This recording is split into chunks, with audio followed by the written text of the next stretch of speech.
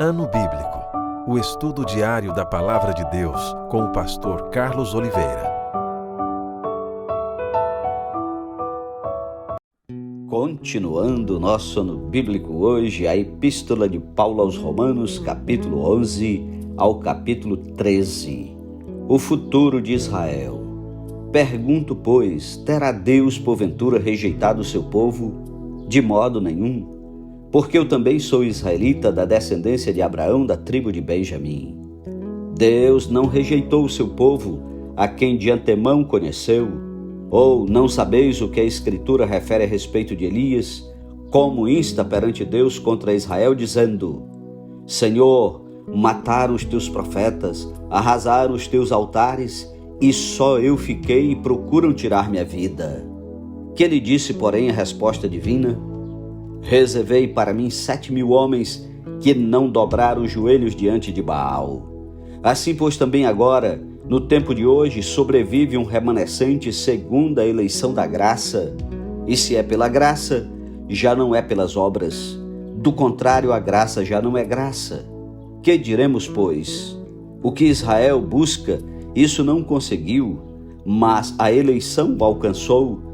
E os mais foram endurecidos, como está escrito: Deus lhes deu espírito de entorpecimento, olhos para não ver e ouvidos para não ouvir até o dia de hoje.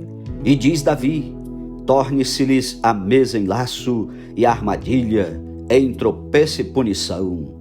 Escureçam-se-lhes os olhos para que não vejam e fiquem para sempre encurvadas as suas costas. A rejeição de Israel não é final. Pergunto, pois, porventura tropeçaram para que caíssem? De modo nenhum. Mas pela sua transgressão veio a salvação aos gentios, para pô-los em ciúmes. Ora, se a transgressão deles redundou em riqueza para o mundo, e o seu abatimento em riqueza para os gentios, quanto mais a sua plenitude. Dirijo-me a vós outros que sois gentios. Visto, pois, que eu sou apóstolo dos gentios, glorifico o meu ministério, para ver se de algum modo posso incitar à emulação os do meu povo e salvar alguns deles. Porque se o fato de terem sido eles rejeitados trouxe reconciliação ao mundo, que será o seu restabelecimento, senão vida dentre os mortos? E se forem santas as primícias da massa, igualmente o será a sua totalidade. Se for santa a raiz, também os ramos o serão. Se, porém, alguns dos ramos foram quebrados, e tu, sendo oliveira brava, fostes enxertado em meio deles, e te tornaste participante da raiz e da seiva da oliveira, não te glories contra os ramos. Porém, se te gloriares, sabe que não és tu quem sustentas a raiz, mas a raiz a ti. Dirás, pois, alguns ramos foram quebrados para que eu fosse enxertado. Bem, pela sua incredulidade foram quebrados. Tu, porém, mediante a fé, estás firme. Não te ensoberbeças, mas teme. Porque se Deus não poupou os ramos naturais, também não te poupará. Considerai, pois, a bondade e a severidade de Deus, para com os que caíram, severidade, mas para contigo a bondade de Deus, se nela permaneceres, doutra sorte, também tu serás cortado. Eles também, se não permanecerem na incredulidade, serão enxertados, pois Deus é poderoso para os enxertar de novo. Pois se forte cortado da que por natureza era oliveira brava e contra a natureza enxertada em boa oliveira, quanto mais não serão enxertados na sua própria oliveira aqueles que são ramos naturais. Porque não quero, irmãos, que ignoreis este mistério, para que não sejais presumidos em vós mesmos, que veio endurecimento em parte a Israel, até que haja entrada a plenitude dos gentios.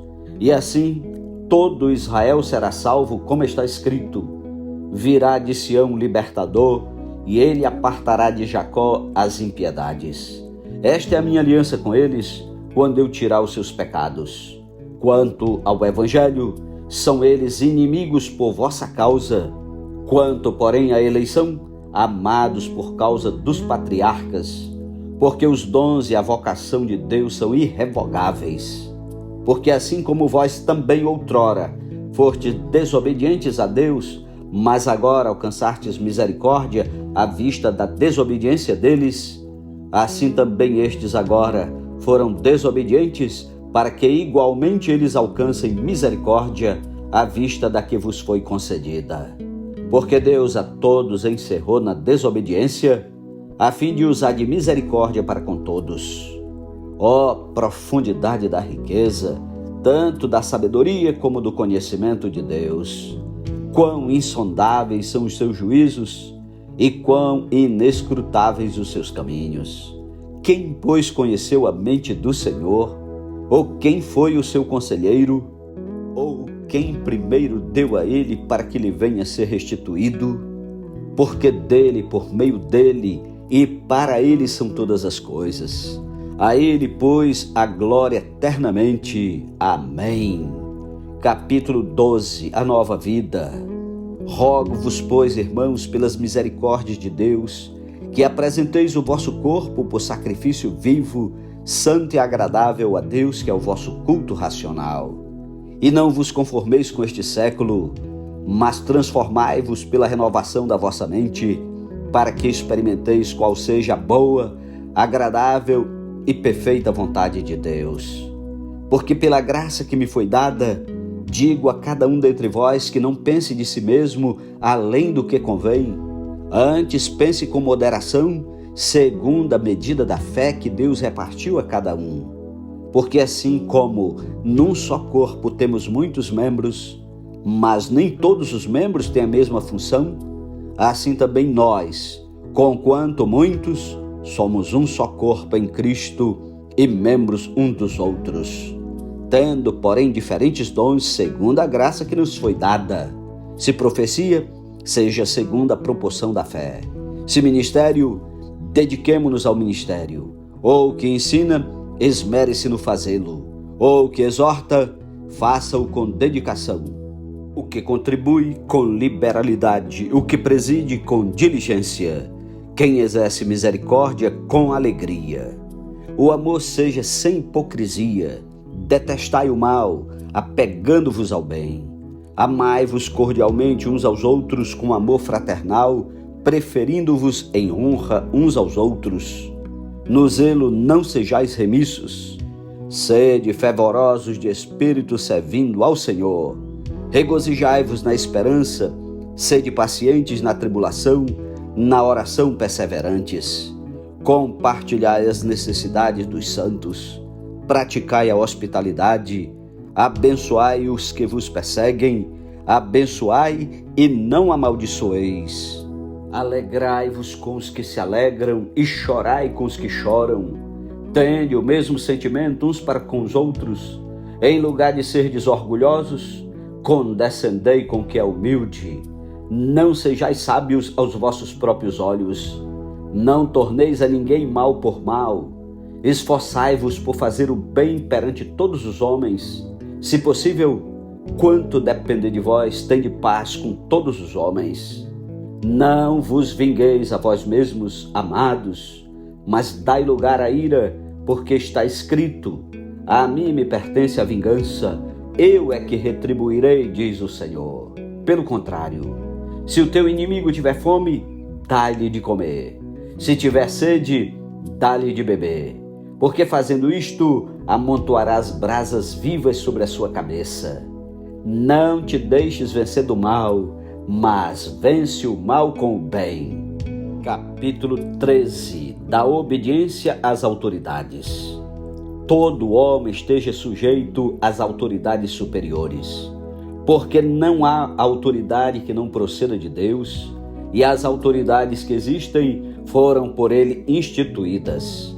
De modo que aquele que se opõe à autoridade resiste à ordenação de Deus, e os que resistem trarão sobre si mesmos condenação.